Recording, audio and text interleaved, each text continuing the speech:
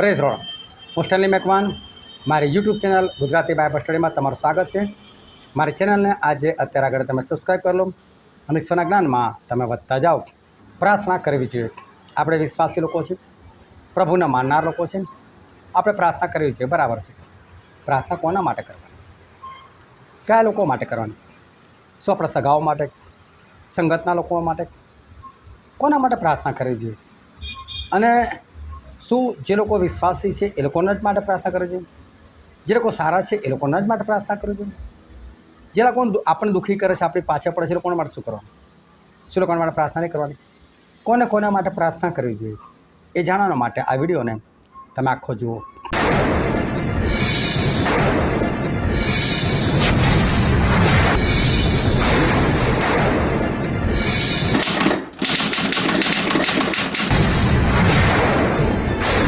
આજે છે તારીખ 16 ફેબ્રુઆરી 2026 સાલ। અને રોજે રોજ વોટ્સએપ પર જે 10 સવાલ પૂછવામાં આવે છે તેનો આ વિડીયો છે। અને આજનો સૌથી પહેલો પ્રશ્ન છે, કોણે મને એટલે કે પાઉલને વિશ્વાસુ ગણીને પોતાની સેવામાં દાખલ કર્યો? અને એનો જવાબ છે પ્રભુ ખ્રિસ્ત ઈસુએ। હવે જુઓ, પાઉલ એ તો મંડળીને સતાવનાર હતા, પ્રભુને નફરત કરનાર હતા, લોકોને મારનાર હતા, એટલે સુધી કે લોકોને મારી નાખનાર વ્યક્તિઓમાં હતા। પરંતુ બાઇબલ શું કહે છે કે છતાં ઈશ્વરે એમને પસંદ કર્યા। અને અનાન્યાને ઈશ્વરે શું કીધું? એ અનાન્યા જા પેલા શાઉલ માટે જઈને પ્રાર્થના કર કે છે, તું દેખતો થાય ને એવી એણે દર્શનમાં જોયું છે કે તું એના આપણે પ્રાર્થના કર કે છે। અને અનાન્યા કહે છે કે પ્રભુ એ તો કેવો માણસ જુલમી છે કે છે। તો પ્રભુ શું કહે છે? એ મારું પસંદ કરેલું પાત્ર છે, તું તાર જાજે। બોલો, પ્રભુએ એને વિશ્વાસુ ગણે કે ભલે મને સતાવનાર પણ જોરદાર માણસ છે। આજે ભૂંડા ઉપર કોણ વિશ્વાસ કરી શકે? પરંતુ પ્રભુએ વિશ્વાસ કર્યો। જો પ્રભુ વિશ્વાસ કરતા હોય તો તમે ને હું કોણ, કોઈ ગમે તેવો હોય ને, પરંતુ આપણે એની પર વિશ્વાસ કરવો જોઈએ અને આપણે યોગ્ય રીતે ચાલવું જોઈએ। પછીનો બીજો પ્રશ્ન છે, કોણ સ્પષ્ટ કહે છે કે પાછલા સમયમાં કેટલાક માણસો જેઓના અંતઃકરણ ડમાયેલા છે એવા માણસોના દંભથી વિશ્વાસનો ત્યાગ કરશે? અને એવું કહેનાર છે પવિત્ર આત્મા કે છેલ્લા દિવસોમાં છે ને એવા લોકો બધા આવશે, જેઓના અંતઃકરણ ડમાયેલા, ખોટું શિક્ષણ આપશે, ખોટી રીતે બધાને પાછળ લઈ જશે। કેટલા લોકો નહીં શીખવાડે, અમારો રૂમાલ લઈ જાઓ, આની પર બાઇબલની કલમ લખી છે, આ રૂમાલ વાપરવાથી તમે સાજા થઈ જશો, અમારું પાણી લઈ જાઓ, અમારું તેલ લઈ જાઓ। અને બોલો, 20 રૂપિયાની પાણીની બોટલ 200 રૂપિયામાં વેચી નાખી, 10 રૂપિયાનું તેલ 200 રૂપિયામાં વેચી નાખી, અને છતાં લોકો એની પાછળ જાય છે ને। ઈશ્વર કહે છે કે આવું નહીં કરવાનું, એવા લોકો પાછળ નહીં જવાનું। પછીનો પ્રશ્ન છે, કોણ પોતાના ઘરનાને સારી રીતે ચલાવનાર, પોતાના છોકરાને પૂર્ણ ગાંભીર્યથી આધીન રાખનાર એવો હોવો જોઈએ? અને છે અધ્યક્ષ। તમે આના પછીનો વિડીયો જોજો, એનો અધ્યક્ષ કેવો હોવો જોઈએ એ 18 તારીખના વિડીયોની અંદર બધું આપેલું છે, એમાં તમે જાણી શકશો। પછીનો પ્રશ્ન છે, કોણ શેતાનના ભમાવ્યાથી વંઠી ગઈ છે? અને એનો જવાબ છે જુવાન વિધવાઓ। હવે વિશ્વાસી હોય અને જુવાન વયે વિધવા બની જાય પછી શું કરે કે એ લોકો શેતાનના ભમાવ્યા આવી જાય છે, કારણ કે હજુ જુવાન છે અને વિધવા થઈ ગયેલી છે, એટલે લોકોની શારીરિક ઈચ્છાઓને કારણે શેતાન એ લોકોને અવળે માર્ગે લઈ જાય છે અને લોકો વ્યભિચારના પાપમાં પડે છે। એવું પાઉલ પવિત્ર આત્માથી આપણને કહેવા માગે છે, શેતાનના ભમાવાથી ભમી જાય છે, વંઠી જાય છે।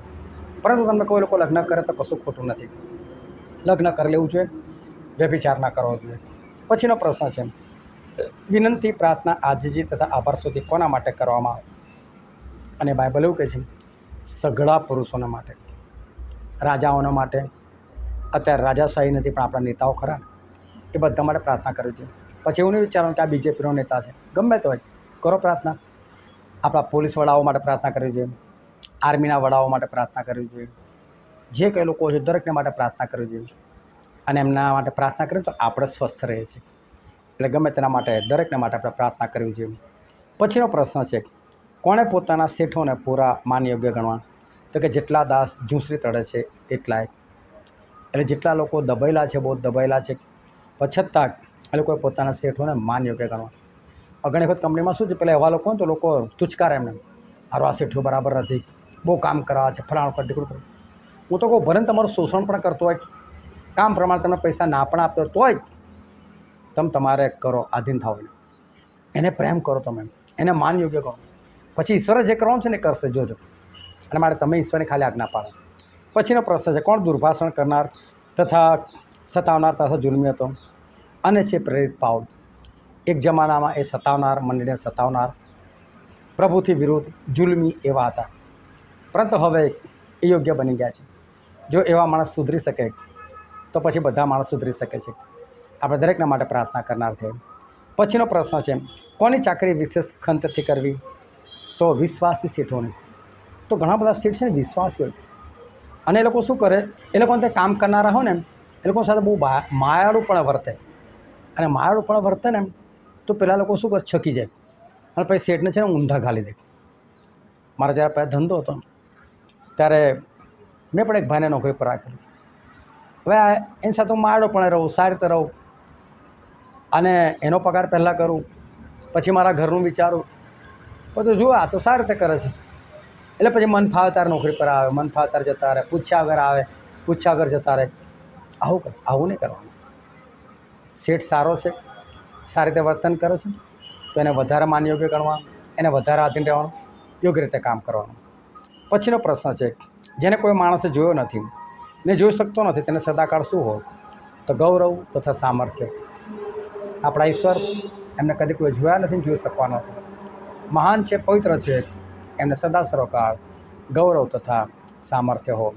અને પછી આજનો છેલ્લો પ્રશ્ન છે, જે આપણા પ્રભુ ઈસુ ખ્રિસ્તના સત્ય વચનોને તથા ભક્તિભાવને અનુસરતા ઉપદેશને માન્ય કરતો નથી, તે કેવો છે? તે તો મગરૂર અને અજ્ઞાન છે. જે ઈશ્વરને નથી માન્ય કરતો, એમના વચનો નથી માનતો, એ તો અજ્ઞાન છે, ઘમંડી છે. મગરૂર એટલે અભિમાની છે. પરંતુ આપણે અભિમાન ના બનીએ, આપણે ઈશ્વરના વચનોને માનીએ, સમજીએ, ગ્રહણ કરીએ, અને એ પ્રમાણે આપણે ચાલીએ. ઈશ્વર તમને આશીર્વાદ આપો. આમેન.